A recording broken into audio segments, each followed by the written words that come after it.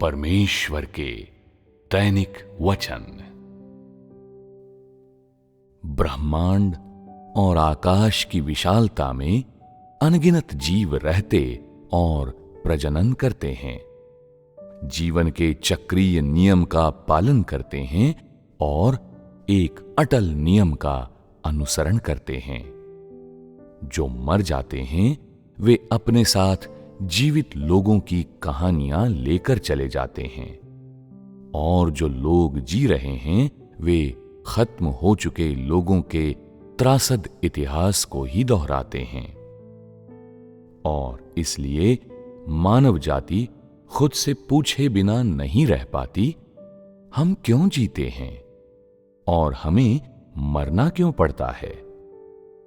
इस संसार को कौन नियंत्रित करता है और इस मानव जाति को किसने बनाया? क्या मानव जाति को वास्तव में प्रकृति माता ने बनाया? क्या मानव जाति वास्तव में अपने भाग्य की नियंत्रक है?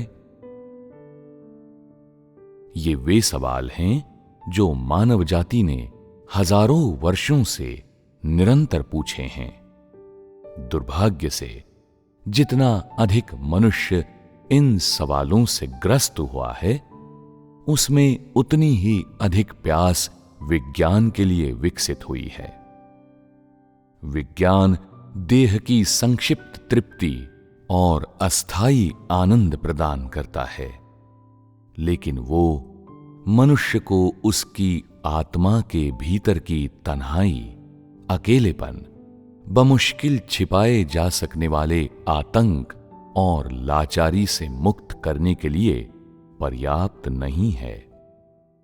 मानव जाति केवल उसी वैज्ञानिक ज्ञान का उपयोग करती है जिसे वो अपनी खुली आंखों से देख सकती है और अपने मस्तिष्क से समझ सकती है, ताकि अपने हृदय को चेतना शून्य कर सके। फिर भी ये वैज्ञानिक ज्ञान मानव जाति को रहस्यों की खोज करने से रोकने के लिए पर्याप्त नहीं है। मानव जाति ये नहीं जानती कि ब्रह्मांड और सभी चीजों का संप्रभु कौन है, और मानव जाति के प्रारंभ और भविष्य के बारे में तो वो बिल्कुल भी नहीं जानती। मानव जाति केवल इस व्यवस्था के बीच विवशता पूर्वक जीती है।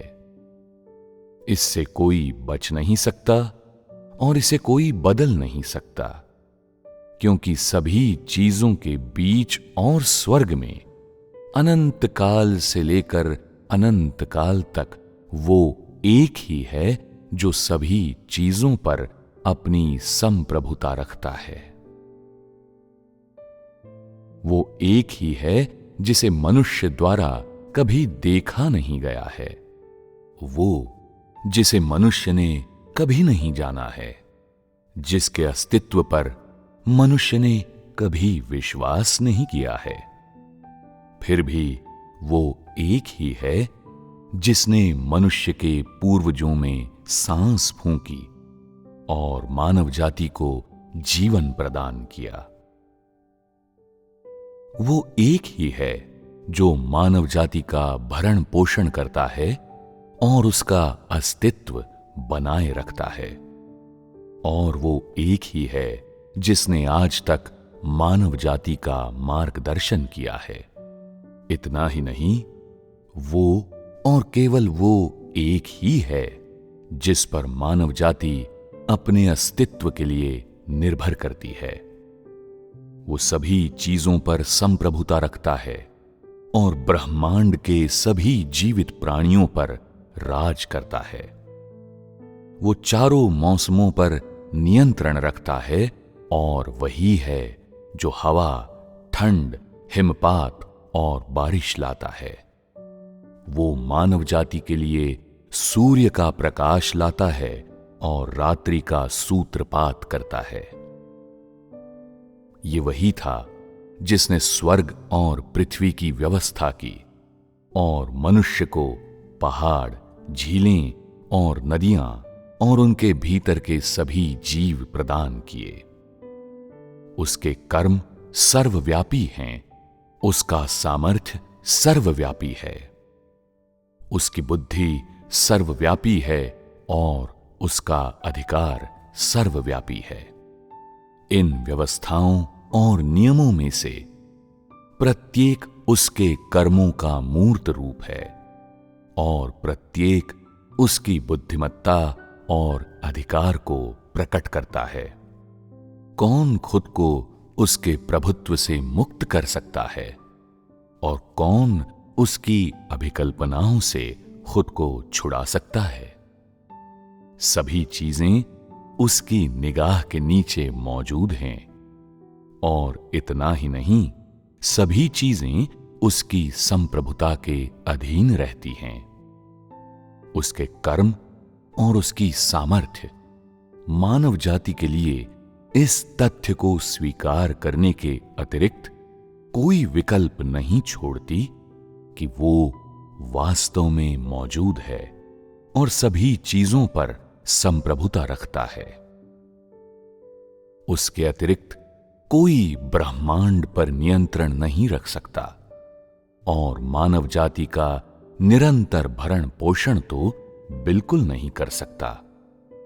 चाहे तुम परमेश्वर के कर्मों को पहचानने में सक्षम हो या न हो, और चाहे तुम परमेश्वर के अस्तित्व में विश्वास करते हो या न करते हो, इसमें कोई शक नहीं कि तुम्हारा भाग्य परमेश्वर द्वारा निर्धारित किया जाता है, और इसमें भी कोई शक नहीं कि परमेश्वर हमेशा सभी चीजों पर अपनी संप्रभुता रखेगा।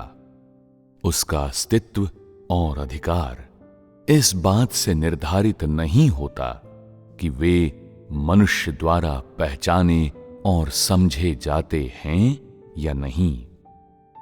केवल वही मनुष्य के अतीत, वर्तमान और भविष्य को जानता है, और केवल वही मानव जाति के भाग्य का निर्धारण कर सकता है।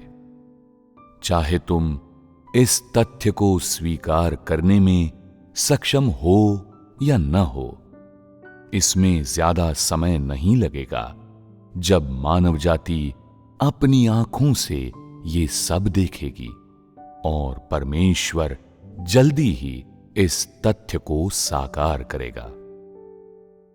मनुष्य परमेश्वर की आंखों के सामने जीता है और मर जाता है। मनुष्य परमेश्वर के प्रबंधन के लिए जीता है, और जब उसकी आंखें आखिरी बार बंद होती हैं तो इस प्रबंधन के लिए ही बंद होती हैं। मनुष्य बार बार आगे पीछे आता और जाता रहता है, बिना किसी अपवाद के। ये परमेश्वर की संप्रभुता और उसकी अभिकल्पना का हिस्सा है। परमेश्वर का प्रबंधन कभी रुका नहीं है, वो निरंतर अग्रसर है। वो मानव जाति को अपने अस्तित्व से अवगत कराएगा, अपनी संप्रभुता में विश्वास करवाएगा, अपने कर्मों का अवलोकन करवाएगा और अपने राज्य में वापस लौट जाएगा। यही उसकी योजना और कार्य है जिनका वो हजारों वर्षों से प्रबंधन कर रहा है।